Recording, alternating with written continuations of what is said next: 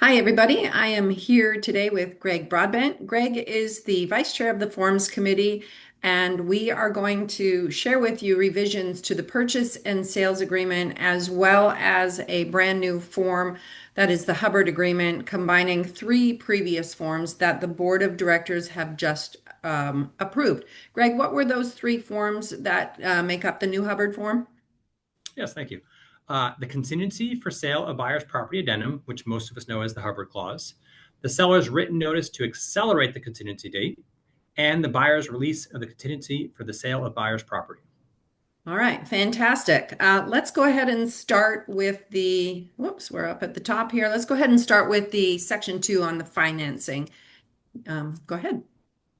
Yes, so in the financing section, we added a buyer representation, which basically, with most sellers and buyers, you're going to ask the buyers, do you have to sell a house in order to purchase a house?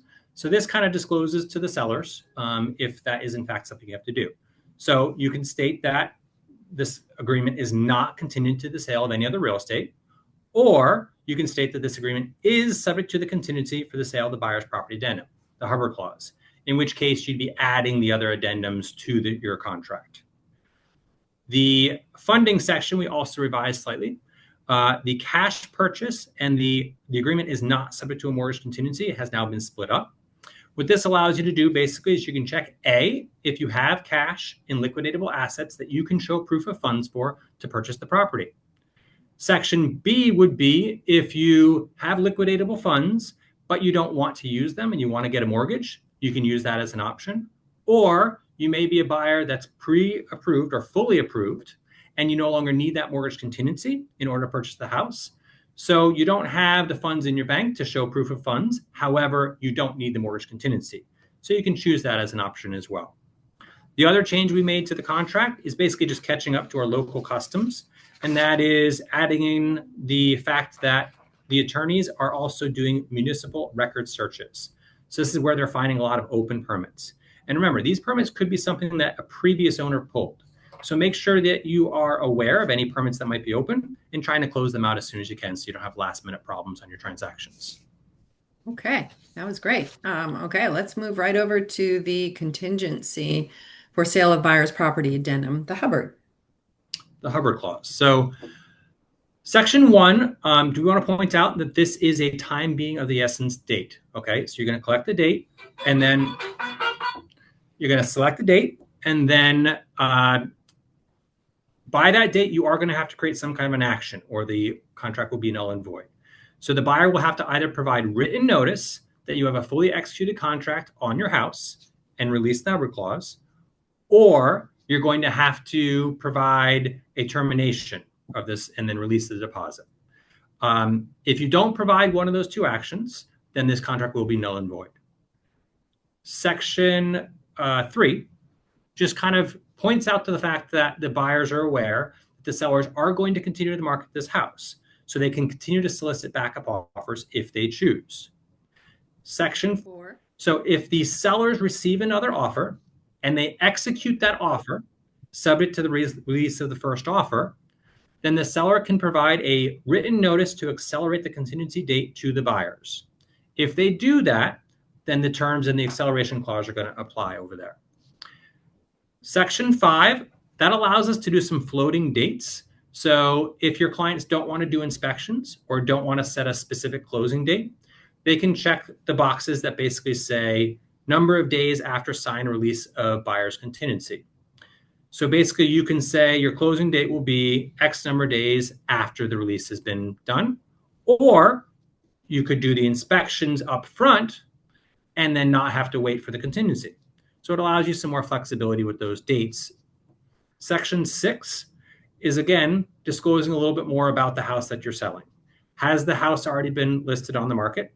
Is it under contract? Or is it going to be listed soon? So if you're going to be listing the house in the future, this option lets you select, is it going to be listed by an agent, a specific company, or is it a for sale by owner, and the date you're going to start marketing that property. So the sellers can do a little due diligence on that property. If it's actively marketed, you can put in who is listing that house. And again, you can do follow-up on that. If it's already under contract, This form allows you to put in the date that it was put under contract, the proposed closing date, and the date with all the contingencies are going to be released. So if you select the option that the house is already under contract and that deal falls apart, you have to notify the sellers that the deal has fallen apart within 24 hours. And then both parties have the option to terminate the contract if they choose to. If neither party terminates the contract, then you'd move forward with it without the contingency. On the next page, we have the seller's notice to accelerate the contingency date. That's, again, if you've put your house under contract and it's an executed contract, you then provide this notice to the sellers. The buyers. The buyers then have 3 days to decide if they want to move forward. And this is a times of the essence date as well. And these are calendar days, not business days. Right. If by 6 p.m. on the accelerated contingency date, you have not provided written verification of a fully executed contract of the sale of the buyer's property or executed the release of the deposit, then this is a void contract and you'll be asked to execute the notice of termination or release the deposit. The buyer's release of the contingency for sale of buyer's property. That form is going to allow you to release the contingency and inform the sellers how you're releasing it. Either the property is under contract, or you have the financial ability to purchase it without selling the property, or you've obtained a mortgage and no longer need to sell a property, or there's an other section that you could add something in there as well. So those are the updates to the forms. And if you have any questions, feel free to reach out to me.